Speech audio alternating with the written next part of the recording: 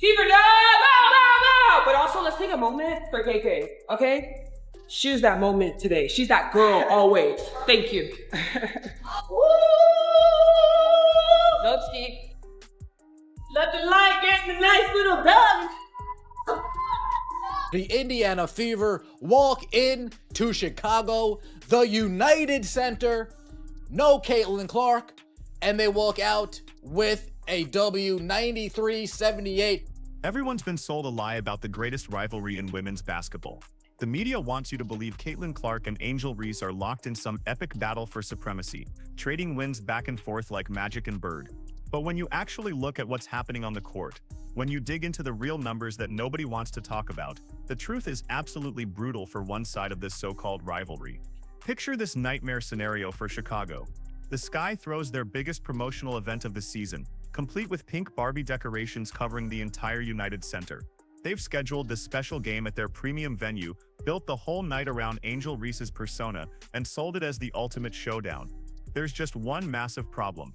Angel Reese isn't even playing, and the Indiana Fever are about to deliver the most embarrassing beatdown imaginable. We're talking about a 93-78 demolition that had fans literally renaming it Fever Night instead of Barbie Night. Let's go. Yep. Get that. Be able to sit. The really good thing about having quality depth is when you don't have it, somebody else does. And KK? Yeah! Way to step up. Chloe, great job coming in. Great job. Lex, way to come in and make an impact. Kels, just continue.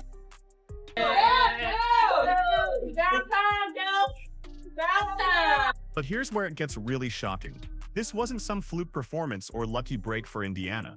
This was just the latest chapter in a systematic destruction that's been going on for over 2 years. The numbers don't lie, and they paint a picture that completely destroys the rivalry narrative everyone's been pushing.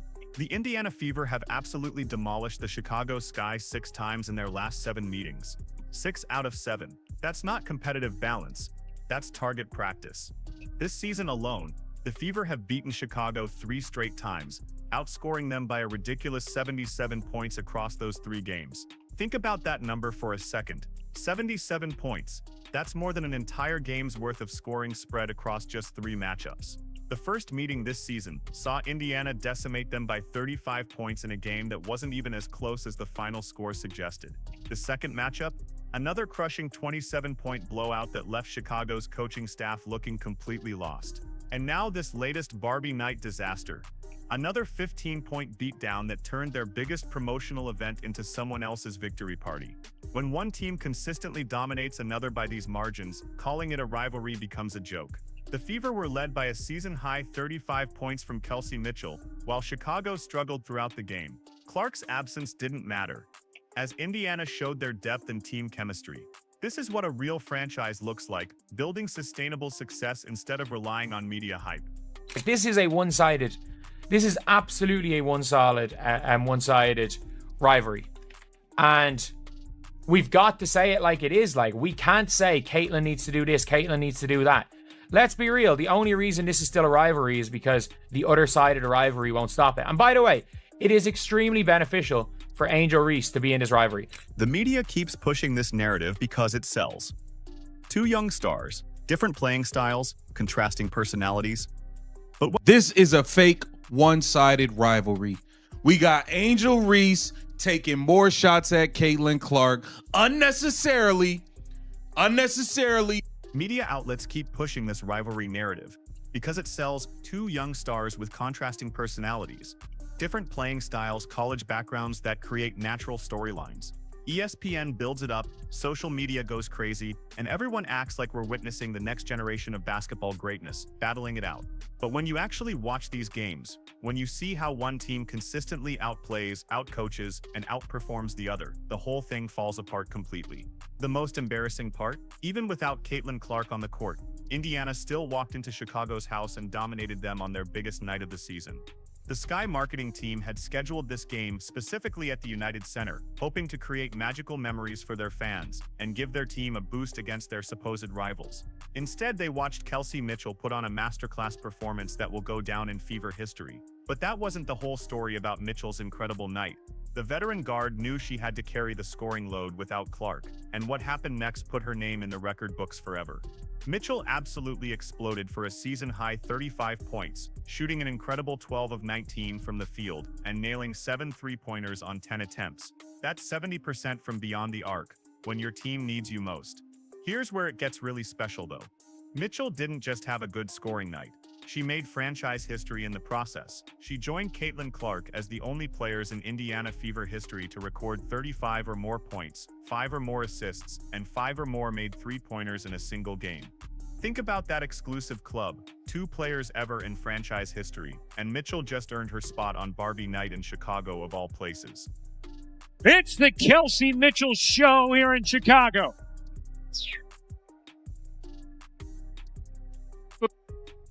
Mitchell into the paint, able to lay it in.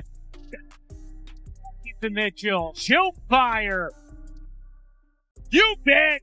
Deflected, gets it back, and hits from 3. See Mitchell, her 7th 3 of the day. Money Mitch put him in a ditch, and Michaela Timpson treating the Chicago Sky like a bunch of Simpsons. Oh boy, oh boy, oh boy. Kelsey Money Mitchell erupted today. Michaela Timpson continues to show every time you put her in the game, every time you give her some actual quality minutes, she will not disappoint. Mitchell's preparation had paid off in a massive way. She'd spent the off-season working with a trainer who's also a football coach, focusing on defensive back drills to improve her footwork and lateral movement. Those angles and cuts she practiced all summer long showed up exactly when she needed them most against Chicago's defense. Every shot looked smooth. Every movement looked natural. Every decision looked calculated. The really crazy part about this performance, Mitchell had multiple opportunities throughout the game to take over completely, but she kept finding ways to involve her teammates and make the right basketball play. That's veteran leadership showing up in the biggest moments, proving that this Fever team has multiple players who can step up when the lights are brightest. And Mitchell wasn't alone in this absolute masterclass performance.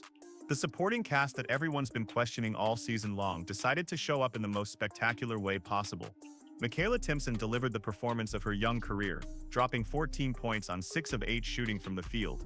That's 75% efficiency when the pressure was at its highest and the stakes couldn't have been bigger.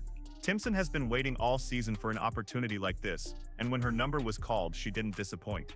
Her quiet confidence and consistent preparation finally paid off on the biggest stage possible.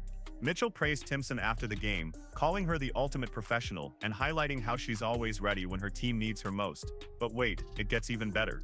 The newest Fever player made an immediate impact that nobody saw coming. Chloe Bibby had just signed her 7-day contract on July 25th and somehow managed to score 8 points in just 10 minutes of action. That's the kind of instant production you dream about from a new signing, but rarely actually see in real games. On 6 of 10 shooting in the corner, Mitchell connects on a 3. Indiana needed that. It's a 2-point game. There's a chance that gets changed to a 3. Mitchell looking to respond, and does!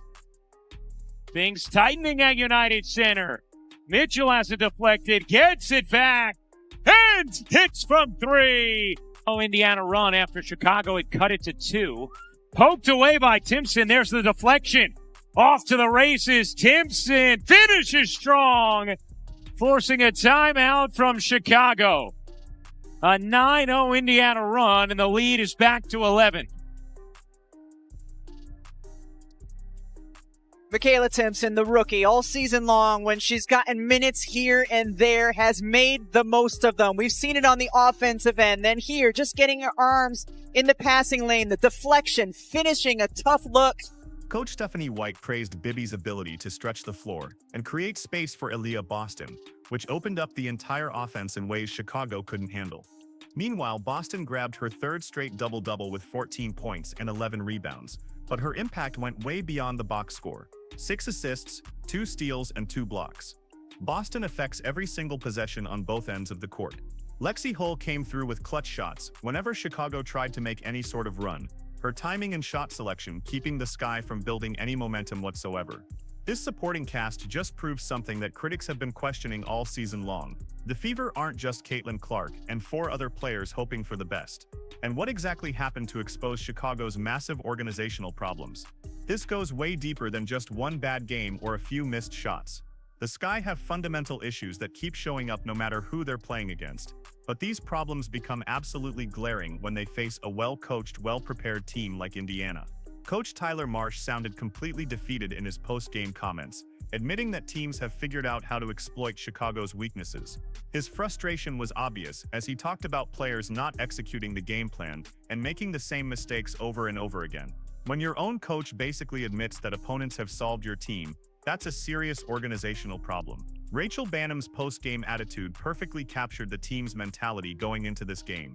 She basically said the team had a screw-it attitude, which tells you everything you need to know about Chicago's confidence level and mental preparation.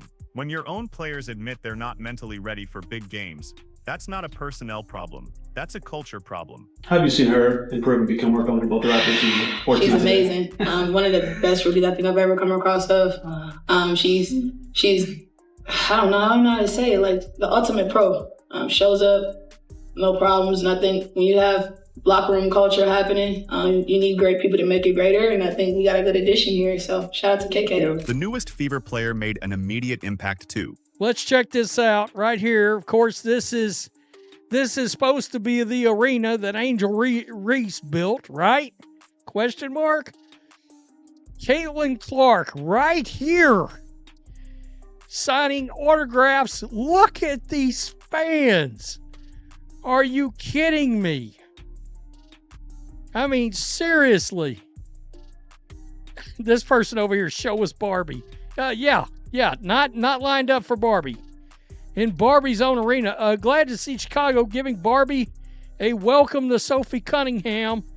The ultimate embarrassment came when Fever fans outnumbered Sky supporters in several sections of Chicago's own arena.